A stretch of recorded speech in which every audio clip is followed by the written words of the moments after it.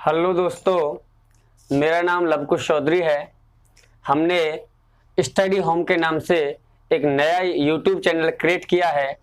मैं आशा करता हूं आप इस चैनल को बहुत सारा प्यार दें और यहां आपको मैथ और रीजनिंग की क्लासें मिलेंगी। बहुत सारा मटेरियल मिलेगा। बस हम आपसे आशा करते हैं कि आप अपना बस प्यार बनाए रखें। तो आज हम रीजनिंग की बात करेंगे। रीजनिंग का हमारा टॉपिक होगा कैलेंडर। हम बेसिक से अध्ययन करेंगे कैलेंडर का। कैलेंडर क्या है, कैसे कैलेंडर को हम पढ़ेंगे। यहाँ देखिएगा आप, बिल्कुल लो लेवल से हम कैलेंडर को पढ़ेंगे और बोले तो बॉटम टू टॉप। देखिएगा यहाँ एक बार, तो टॉपिक का जो नाम है वो है, हमारे टॉपिक का नाम कैलेंडर। जो कैलेंडर होता है ये दो प्रकार के वर्षों से मिलकर बना होता है। कैलेंडर हमारा दो प्रकार के वर्षों से मिलकर बना होता है, जिसमें एक है सामान्य वर्ष जिसको इंग्लिश में हम नॉर्मल ईयर बोलते हैं। दूसरा है अधिवर्ष, जिसे लीप ईयर कहा जाता है, लीप वर्ष भी जिसे बोलते हैं हम। जो हमारा वर्ष है, सामान्य वर्ष में, उसमें फरवरी जो है वो फरवरी यहाँ 28 दिन की होती है और इसमें दिनों की संख्या जो होती है, और दिनों की संख्या यहाँ दिन जो होते हैं वो 365 होते हैं। जबकि अधिवर्ष में फरवरी 29 दिन की होती है और इसमें दिनों की संख्या 366 होती है। अब हमें कोई वर्ष लीप वर्ष है या सामान्य वर्ष है, ये पहचानना कैसे है। इसके पहचानने के लिए हम क्या करते हैं कि कोई जो भी दिया गया वर्ष है, उस दिए गए वर्ष में हम 4 का डिवाइड करते हैं और 4 का डिवाइड पूरा चला जाए या पूर्णतः विभाजित हो, वह वर्ष अपना लीप वर्ष या अधिवर्ष कहलाता है। तो देखिए, लीप वर्ष या फिर अधिवर्ष जिसको कहते हैं, दिए गए वर्ष में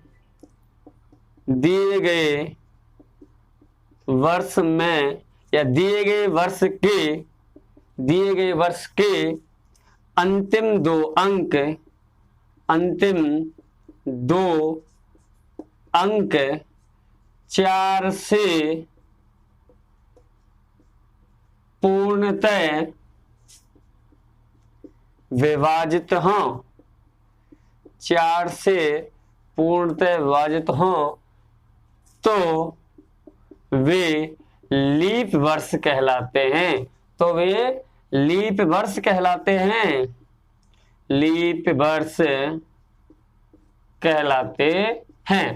हमें इस प्रकार से लीप वर्ष की पहचान करनी है। जो भी वर्ष दिया गया है उसके अंतिम 2 अंक 4 से डिवाइड है या नहीं, 4 का पूरा या पूर्णतः विभाजित जा रहा है या नहीं। यदि 4 से पूर्णतः विभाजित हैं तो वर्ष क्या कहलाएंगे, लीप वर्ष कहलाएंगे। जैसे अपना 2012, अंतिम 2 अंक 12, 4 से पूर्णतः विभाजित हैं, इसलिए कैसा वर्ष हुआ, लीप वर्ष। इसी प्रकार 2016 कैसा वर्ष था, लीप वर्ष था, क्योंकि अंतिम 2 अंक किससे विभाजित हैं, 4 से। इसी प्रकार 2020 भी कैसा वर्ष था, लीप वर्ष था। अब जो 2024 आएगा कैसा वर्ष होगा, लीप वर्ष होगा, क्योंकि इनके जो अंतिम 2 अंक हैं वो 4 से क्या हैं, पूर्णतः विभाजित हैं, इसलिए कैसे वर्ष हैं, लीप वर्ष। यानी हम कह सकते हैं कि प्रत्येक 4 साल बाद क्या होता है, लीप वर्ष होता है। 2012 में लीप वर्ष था, फिर 4 साल बाद कितने में, 2016 में लीप वर्ष हुआ, 16 के बाद 2020 में होगा, तो 4 साल बाद, यानी आने वाले 4 साल बाद क्या होता है, लीप वर्ष होता है। इसी प्रकार एक क्वेश्चन है, देखिएगा आपको क्वेश्चन है, एक क्वेश्चन है यहां, एक व्यक्ति का जन्म 29 फरवरी 1896 को हुआ। 96 को हुआ वह अपना अगला जन्म दिवस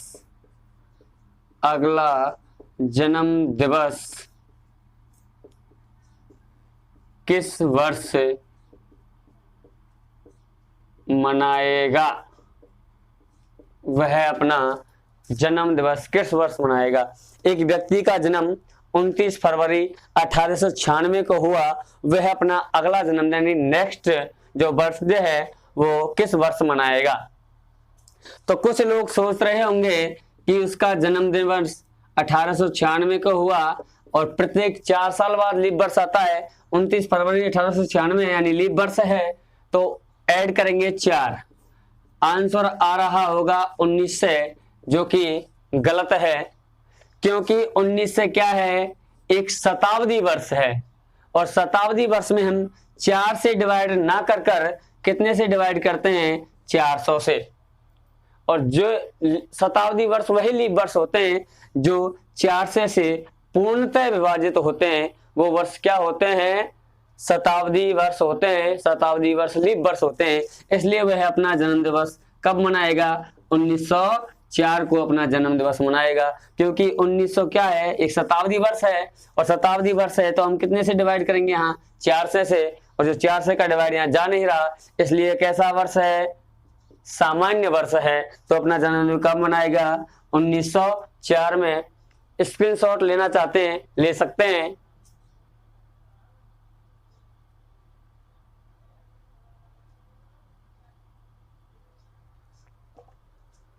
हाँ, तो आपने स्क्रीनशॉट ले लिया होगा, तो आगे देखिए।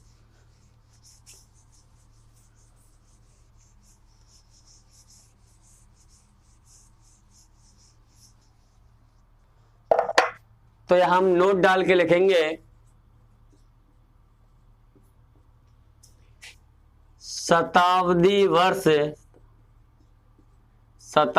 वर्ष वही लीप वर्ष होते हैं जो 400 से पूर्णतः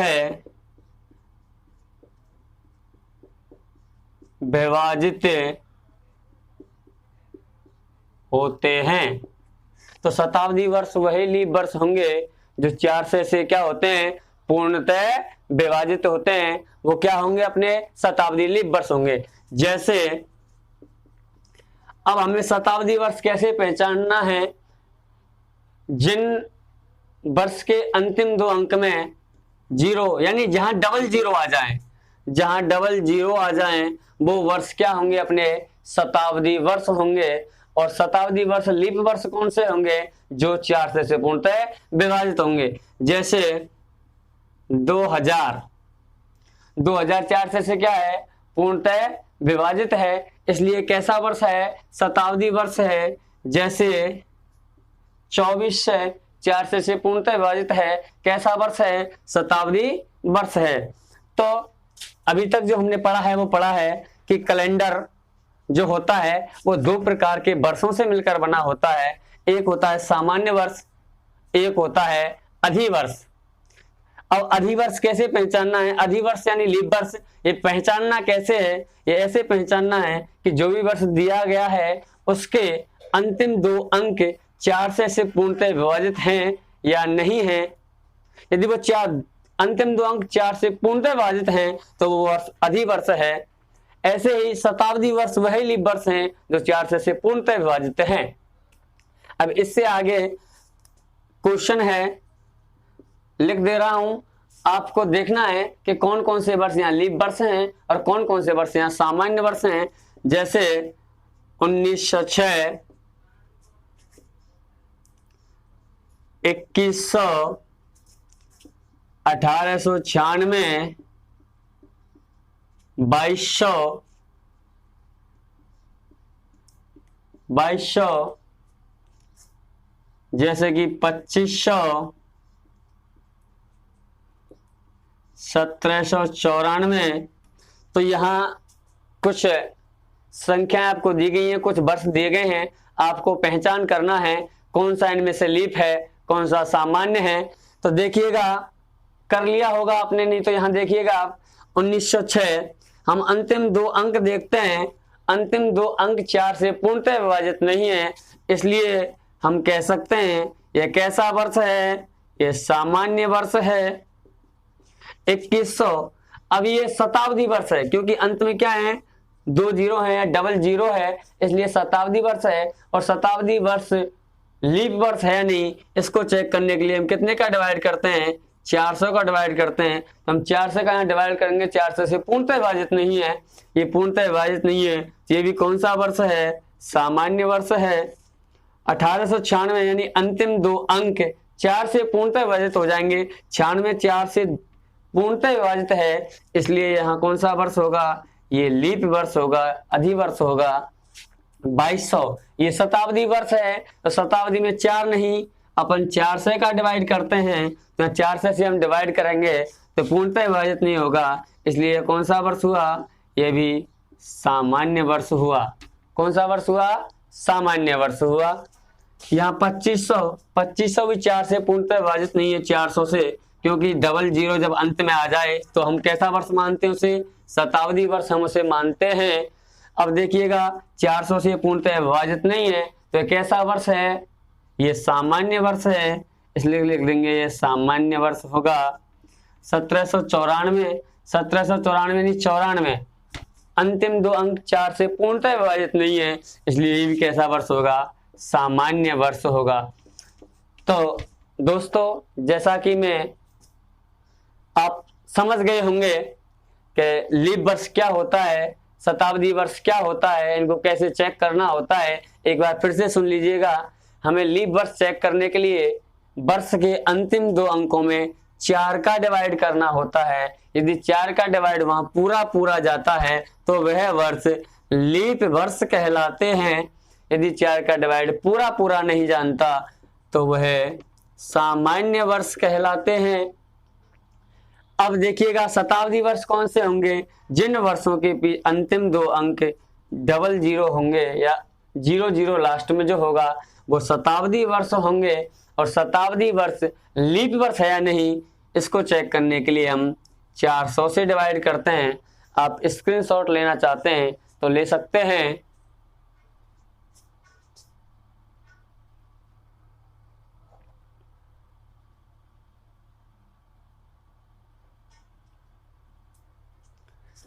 हाँ तो दोस्तों, आपने स्क्रीनशॉट ले लिया होगा।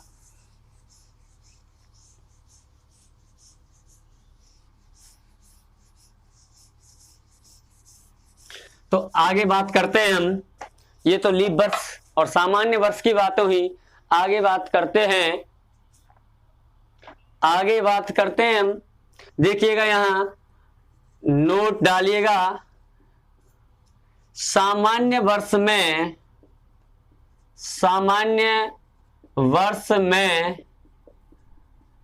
विषम दिनों की संख्या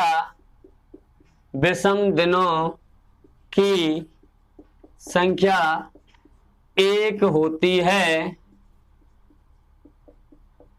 जबकि लीप वर्ष में विषम दिनों की संख्या 2 होती है। अभी विषम दिन क्या होते हैं देखिएगा। विषम दिन, पहले आप विषम दिन समझिएगा। विषम दिन कोई भी दिनों की संख्या है, हम उस दिनों की संख्या को 7 से डिवाइड करते हैं, जो शेष फल बचता है उसे हम विषम दिन कहते हैं। जैसे हमारे जो सामान्य वर्ष है उसमें कितने दिन होते हैं, 365 दिन होते हैं। अब जो भी दिनों की संख्या है उसे हम 7 से डिवाइड करते हैं। कितने से डिवाइड करते हैं, 7 से। तो अब 365 में 7 से डिवाइड कर रहे हैं, 7 × 35, 1 कैरी के 7 दूनी 14, कितना बचा 1। जो भी शेष बचता है उस शेष को ही क्या कहते हैं हम, विषम दिन कहते हैं। जैसे लीप वर्ष में कितने दिन होते हैं? 366 दिन होते हैं। तो 7 से डिवाइड किया, विषम दिन कितने आए? 2 आए। यानी जो भी शेष बचता है उसे हम विषम दिन कहेंगे। मान लो हमारे पास 53 दिन हैं, अब हमें विषम दिन निकालने हैं, तो हम 7 का डिवाइड करेंगे, 7 7 49, कितना आया? 4 आया। रिमाइंडर यानी शेषफल 4 आया, तो हम कह सकते हैं कि विषम दिनों की संख्या कितनी है? 4। यानी अब हम परिभाषा कैसे निकालेंगे? तो हम परिभाषा कैसे निकालेंगे देखिएगा विषम दिन की। किसी भी दिनों की संख्या में 7 से भाग देने पर जो शेष फल बचता है वह विषम दिन कहलाता है। यानी किसी भी दिनों की संख्या में 7 से भाग देने पर जो शेषफल बचता है, जो शेषफल बचता है उसे हम विषम दिन कहते हैं। अर्थात हम दूसरे शब्दों में कह सकते हैं कि जो दिन अपना पूरा सप्ताह नहीं बना पाते, सप्ताह नहीं बनाते विषम दिन कहलाते हैं। विषम दिन कहलाते हैं। विषम दिन कहलाते हैं। जो दिन अपना पूरा सप्ताह नहीं बनाते वो क्या कहलाते हैं? विषम दिन कहलाते हैं। तो विषम दिन कहलाते हैं। अब देखिएगा यहाँ जो सामान्य वर्ष है, अभी हमने देखा था सामान्य वर्ष में विषम दिनों की संख्या कितनी होती है? 1 होती है। जबकि लीप वर्ष में विषम दिनों की संख्या कितनी होती है? 2 होती है। और सामान्य वर्ष में भी लीप वर्ष में भी दोनों में सप्ताह कितने होते हैं? 52। यहाँ दोनों में क्या होते हैं? सप्ताह होते हैं। अब आगे हम बात करें, बेसिक सी बातें हैं कैलेंडर जानने के लिए, इनका जानना बहुत ही आवश्यक है। कृपया जो दोस्त वीडियो देख रहे हैं कृपया वीडियो को लाइक करें और अपने फ्रेंडों को शेयर करें ताकि हमें ज़्यादा से ज़्यादा लोग जुड़ सकें और आप अपना आशीर्वाद हमसे बनाए रखें।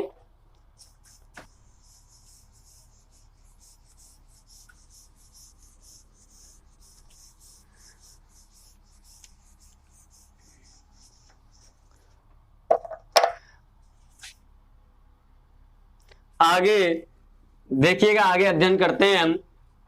फिर से नोट डाल लीजिए और लिखना है हमें कि सामान्य वर्ष में 1 जनवरी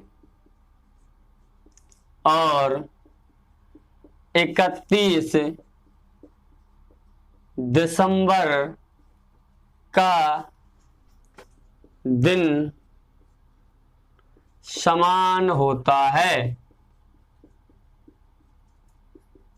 सामान्य वर्ष में 1 जनवरी और 31 दिसंबर का दिन समान होता है, जबकि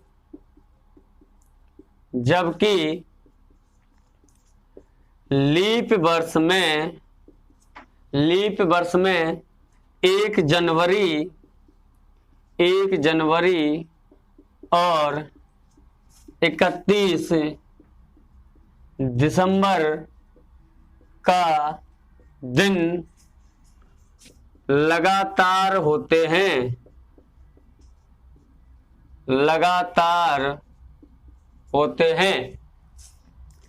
सामान्य जो वर्ष होगा उसमें 1 जनवरी और 31 दिसंबर का दिन हमेशा समान होगा, जबकि लीप वर्ष में 1 जनवरी और 31 दिसंबर का दिन लगातार होते हैं। लगातार मीन्स 1 जनवरी को सोमवार हुआ तो 31 दिसंबर को क्या होगा? मंगलवार होगा।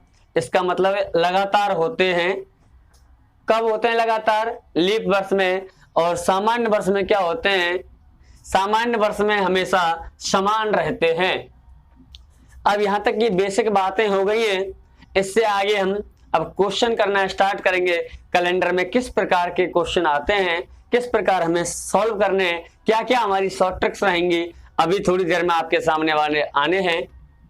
अब तब तक हम एक बार जो पढ़ा दिया गया है उसका रिवाइज कर दे रहे हैं।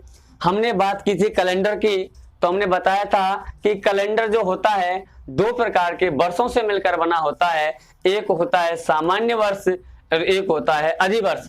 सामान्य जो वर्ष होता है उसमें जो फरवरी है वो 29 दिन की होती है और दिनों की संख्या 365 होती है, जबकि लीप वर्ष में फरवरी 29 दिन की होती है और दिनों की जो संख्या है वो कितनी होती है? 366 दिनों की वहां संख्या होती है लीप वर्ष में।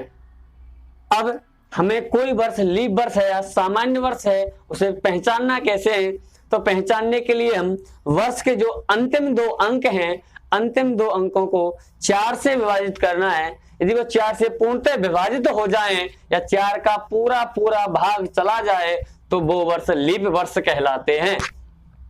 यदि किसी वर्ष के अंतिम 2 अंक 00 हैं या अंत में 00 जहां आ रहा है उसे हम शताब्दी वर्ष कहते हैं। अब शताब्दी वर्ष लीप वर्ष है या नहीं उसको चेक करने के लिए हम 400 से डिवाइड करते हैं। तो शताब्दी वर्ष वही लीप वर्ष होते हैं जिनमें 400 से पूरा पूरा भाग चला जाता है, वो शताब्दी वर्ष लीप वर्ष कहलाते हैं। उसके बाद में हमने पढ़ा था विषम दिन। तो विषम दिन क्या होते हैं कि जो दिन अपना पूरा सप्ताह नहीं बनाते, यानी जिन दिनों की संख्या में 7 से भाग देने पर जो शेष फल बचता है उसे ही हम विषम दिन कहते हैं। ये हो गए थे विषम दिन अपने। सामान्य वर्ष में विषम दिनों की संख्या 1 होती है, जबकि लीप वर्ष में विषम दिनों की संख्या 2 होती है। सामान्य वर्ष में 1 जनवरी और 31 दिसंबर का दिन समान होता है। यदि कोई वर्ष सामान्य वर्ष है तो मान लो 1 जनवरी को मंगलवार था तो 31 दिसंबर को भी क्या होगा? मंगलवार होगा। यदि कोई वर्ष लीप वर्ष है तो 1 जनवरी को सोमवार है तो 31 दिसंबर को क्या होगा? वहां मंगलवार होगा। इसलिए क्या होते हैं, कैसे होते हैं? लगातार होते हैं। आप इसका स्क्रीनशॉट लेना चाहते हैं तो ले सकते हैं, नहीं हम आगे अध्ययन करेंगे।